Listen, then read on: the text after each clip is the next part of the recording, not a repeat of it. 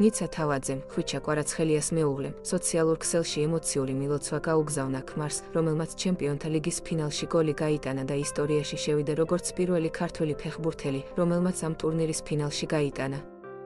ნიცამ დაწერა, ჩემპიონობისთვის დაიბადე. ჩემო სიყვარულო. აგრეგატორი ნიცა თავაძე, მომავალი ექიმი, რომელიც ნეაპოლში სწავლობს, ხვიჩას ერთ-ერთი ყველაზე დიდი გულშემატკივარია. ის ხშირად ესწრება მეუღლის თამაშებს და მხარს უჭერს მას როგორც სტადიონზე, ისე ყოველდღიურ ცხოვრებაში.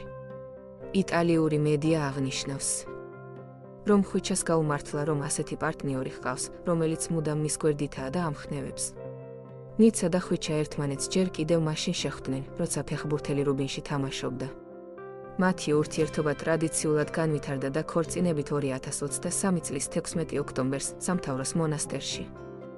ქორწილი მცირე წრეში, ოჯახის წევრებსა და უახლოეს მეგობრებთან ერთად გაიმართა.